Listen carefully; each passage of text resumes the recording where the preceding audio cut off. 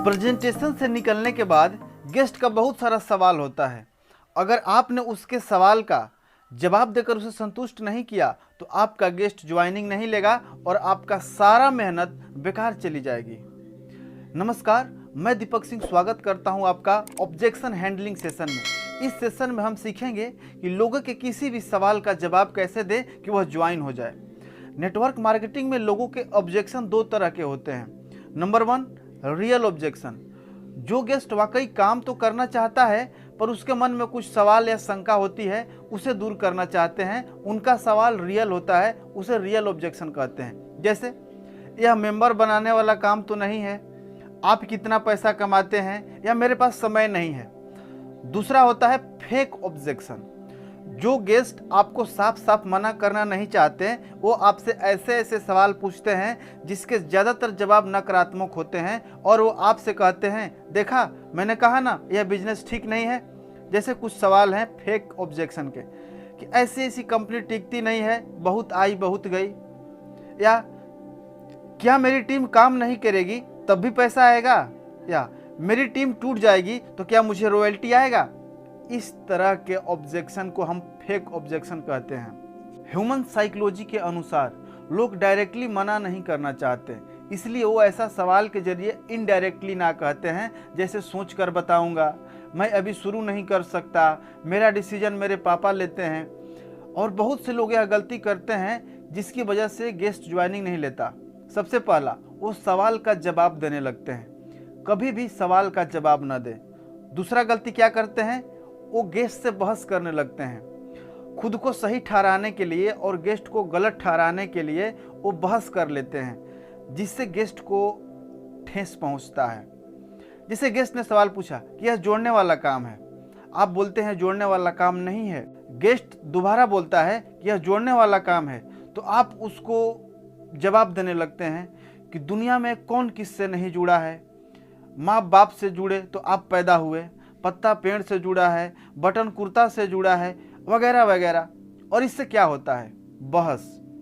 और एक बात हमेशा याद रखिएगा, आप बहस जीत कर भी लोगों का दिल नहीं जीत सकते। और डायरेक्ट सेलिंग में लोग दिल से जुड़ते हैं, बातों से नहीं, इसलिए बहस से बचें।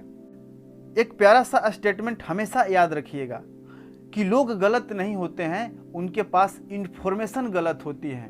तो हमें लोगों को ठीक नहीं करना है, उनके इन्फॉर्मेशन को ठीक करना है। उनके सवालों का जवाब न दें और न ही बहस करें तो करें क्या। गेस्ट जब सवाल पूछे उसका जवाब देने के लिए 3 फॉर्मूला दे रहा हूं, उसका इस्तेमाल करें। नंबर 1, गेस्ट के सवाल का जवाब न दें बल्कि सवाल के बदले उससे सवाल पूछे। नंबर 2, अगर वह कुछ बोलता है तो उसके बात को काटे नहीं बल्कि एग्री करें, आप बिल्कुल ठीक कह रहे हैं। इससे गेस्ट को लगता है कि आप उसको समझ रहे हैं। आप जान रहे हैं कि गेस्ट गलत बोल रहा है, फिर भी एग्री करें और एग्री करने के बाद 3 स्टेप फार्मूला का इस्तेमाल करें।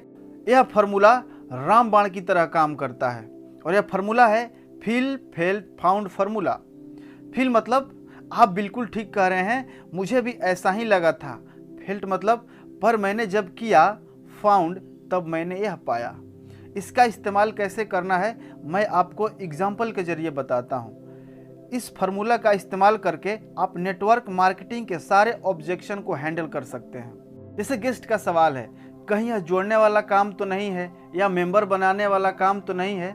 इसका जवाब बिल्कुल आसान है। आप मुस्कुरा कर बोले, आप बिल्कुल सही कह रहे हैं, जब मैंने भी पहली बार सेमिनार देखा था तो मुझे भी ऐसा ही लगा था कि यह जोड़ने वाला काम है, पर मैंने जब अच्छे से ट्रेनिंग लिया, इसके बारे में डिटेल्स में जाना तो पता चला कि यह जोड़ने वाला काम नहीं है बल्कि लोगों को एजुकेट करने का काम है, लोगों की ज़िंदगी बदलने वाला काम है, लोगों को हेल्प करने वाला काम है। यह जवाब देने के बाद अगर गेस्ट यह सवाल आपसे दोबारा पूछता है तो आप उससे एक सवाल पूछे कि आपने किसी दुकान से कोई कपड़ा खरीदा, आपको अच्छा लगा तो आप क्या करते हैं, अपने दोस्तों को बताते हैं? बोलेगा बताते हैं। तो आपको वहां कितना पैसा मिलता है, कितनी रॉयल्टी मिलती है? बिल्कुल नहीं। लेकिन इसी काम के लिए इस बिजनेस में क्या क्या मिलता है? आपको incentive, travel fund, car fund, royalty, nominee facility और आपके कंपनी में जो इनकम और जो बोनस मिलते हैं उसके बारे में बता सकते हैं। दूसरा सवाल ये आता है कि मेरे पास समय नहीं है। इस सवाल के बदले आप उनसे एक सवाल पूछिए, सर आप अपना ज़्यादातर समय कहाँ इन्वेस्ट करते हैं? बेशक सी बात है जॉब में। तो कैसा रहेगा कि लाइफ में दोबारा यह शब्द बोलने का मौका ही ना मिले कि मेरे पास समय नहीं है, बल्कि आपके पास समय ही समय हो। वो बोलेंगे अच्छा रहेगा। तो फिर आप काम स्टार्ट कीजिए और अच्छे से ट्रेनिंग लीजिए, आपको समझ में आ जाएगा। आप यहाँ से एक बार कामयाब हो गए तो आपके पास समय ही समय होगा। या फिर आप इस सवाल का जवाब देने के लिए फील फेल्ट फाउंड फार्मूला का भी इस्तेमाल कर सकते हैं। जैसे गेस्ट ने बोला मेरे पास समय नहीं है, आप बोलिए आप बिल्कुल सही कह रहे हैं। जब मैं जॉब में था तो मेरे पास भी समय नहीं बचता था, लेकिन मैंने पार्ट टाइम में इस बिजनेस को स्टार्ट किया और जब मैंने ट्रेनिंग लेना शुरू किया, जब मैंने इस काम को स्टार्ट किया तो पता चला कि मैं यहाँ पर अगर एक बार कामयाब हो जाता हूँ तो मेरे पास ज़िंदगी में समय ही समय होगा। मैं अपने फैमिली को ज़्यादा समय दे सकता हूँ, मैं अपने दोस्तों को ज़्यादा समय दे सकता हूँ, मैं खुद को ज़्यादा समय दे सकता हूँ। या आपने जिस रीजन से काम स्टार्ट किया है वो बता सकते हैं। अगला सवाल आता है मेरे पास पैसे नहीं है। एग्जैक्टली मेरे साथ भी ऐसा ही हुआ था। जब मैं आया था तो मेरे पास भी पैसे नहीं थे। फिर मैंने सोचा कि यह अपॉर्चुनिटी अगर मिस हो गई तो ज़िंदगी भर मेरे पास पैसे नहीं होगा। इसलिए मैंने एक बार लोगों से कर्जा लेकर के इस काम को स्टार्ट किया और आज मैं अच्छा खासा इनकम कमा रहा हूँ।